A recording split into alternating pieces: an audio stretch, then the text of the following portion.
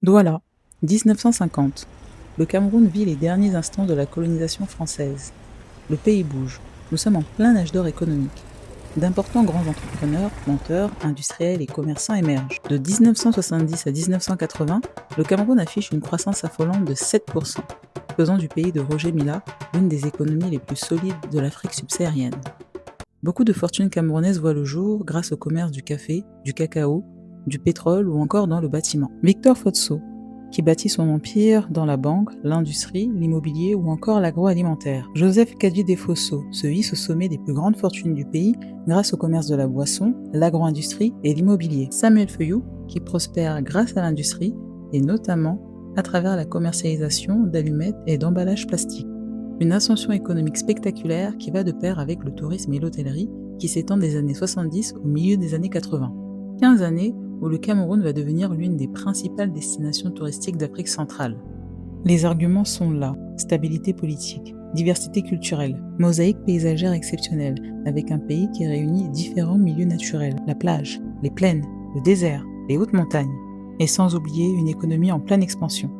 C'est dans ce contexte qu'après son arrivée au pouvoir, le premier président camerounais, Amadou Ahidjo, décide de faire du tourisme un secteur stratégique.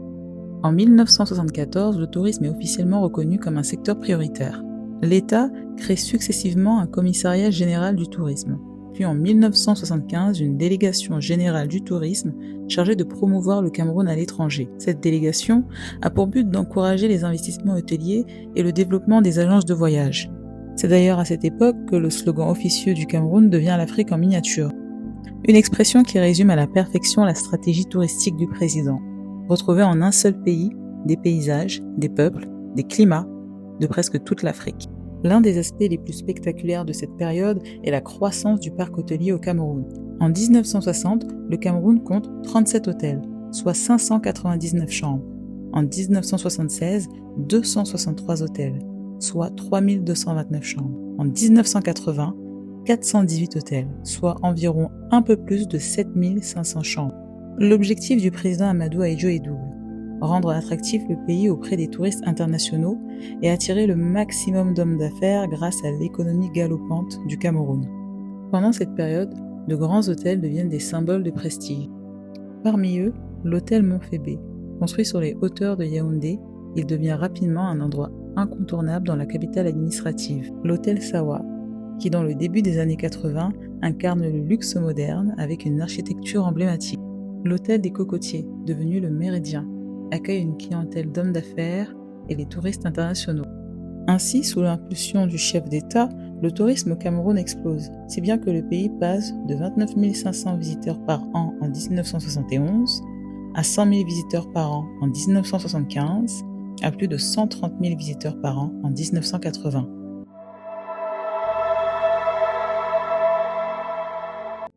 Aqua Palace voit le jour en 1951 sous l'impulsion d'une grande famille grecque implantée au Cameroun sous la colonisation française, les Mavromatis. Les Mavromatis arrivent au Cameroun en même temps que 3 grandes familles grecques, les Colaxides, les Homérides et les Kalafatas. Cette communauté hellénique avait pour activité principale le commerce du café et du cacao et de l'import-export en général. Sous le régime colonial français, ces négociants grecs bâtissent des fortunes colossales. Le long des rues des Douala, les anciennes commerciales sonnent grecques, Karamavalis, Pologakis ou encore Sekenis. C'est dans ce contexte que Geramos Mavromatis fonde en mars 1951 la CICC, Compagnie immobilière et commerciale du Cameroun, dont le premier acte est la construction de l'immeuble d'Aqua, qui deviendra plus tard Aqua Palace, un bâtiment en rez-de-chaussée plus 4 étages, constitué de 80 chambres, classé à l'époque 4 étoiles. Presque 30 ans après la construction de l'hôtel d'Aqua, la famille Mavromatis décide de quitter le Cameroun. Pour ce faire, elle cède une grande partie de son patrimoine foncier, localisé à Douala, Yaoundé et Bafoussam. Parmi ces biens, un homme se montre intéressé par la pépite d'Aqua, André Soheng.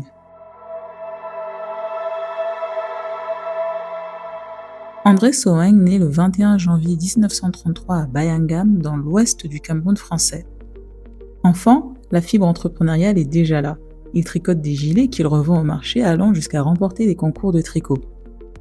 André Soheng ne fera pas de longues études et s'arrêtera au cours élémentaire.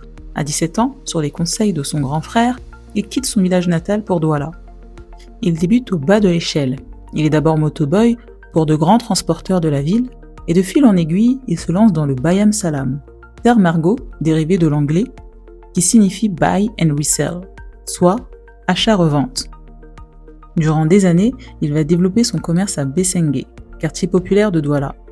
La vraie ascension d'André Soheng commence en 1958 avec la création des établissements Soheng, entreprise spécialisée dans le négoce de produits alimentaires de base.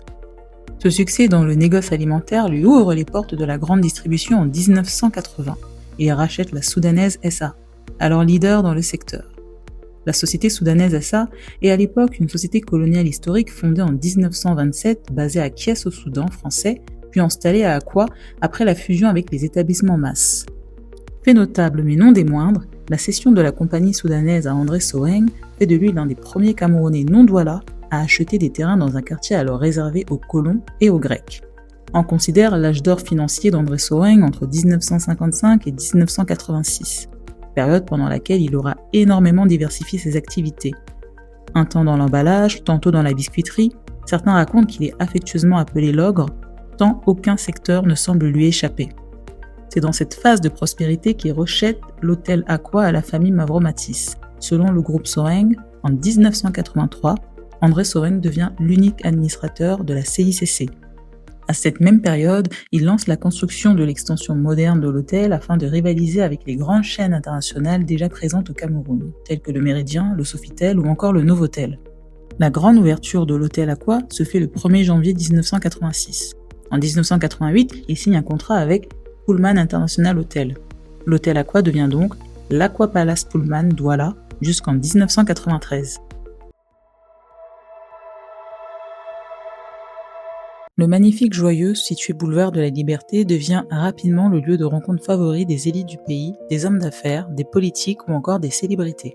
Aqua Palace Pullman est alors le seul hôtel qui compte à Douala et ce pendant des décennies. L'établissement, qui n'a alors aucun concurrent à sa hauteur, est à l'époque dirigé par un couple de Français, Jean-Paul et Maryse Roland, réputés pour avoir développé une cuisine française raffinée, une carte des vins étoffée et un bar à l'anglaise qui faisait office de lieu de rendez-vous incontournable pendant les soirées à Douala.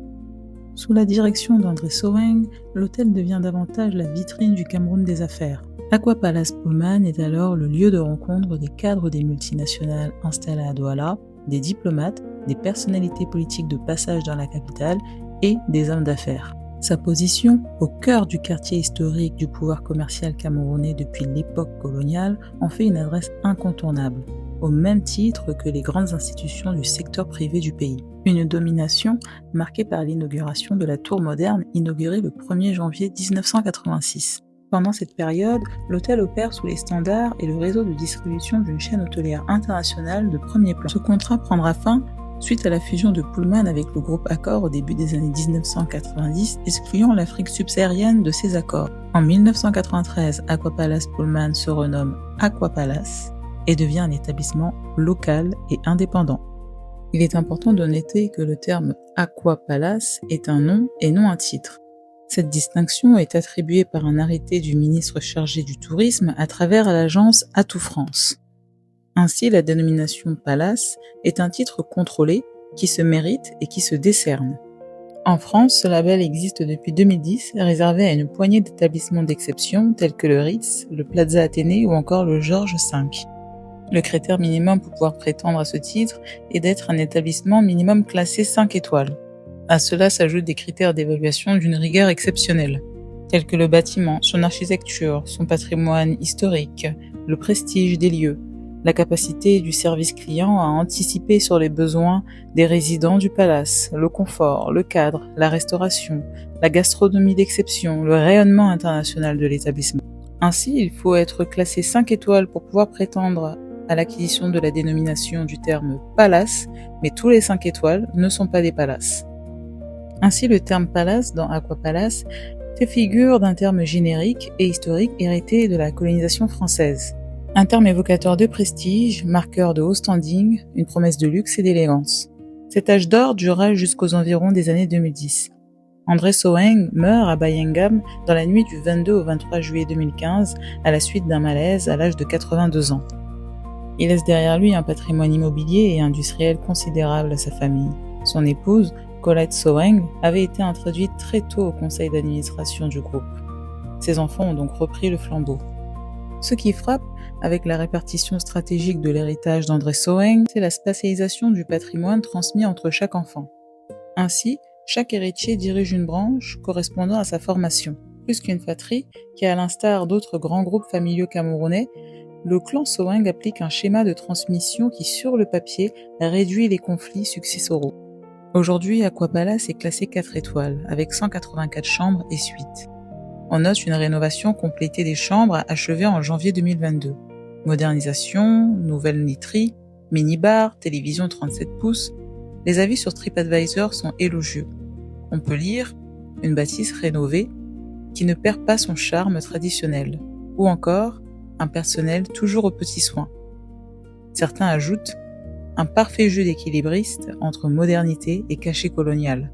Le groupe familial diversifie son offre avec Aqua Inn, plus modeste, de 47 chambres, classée 2 étoiles.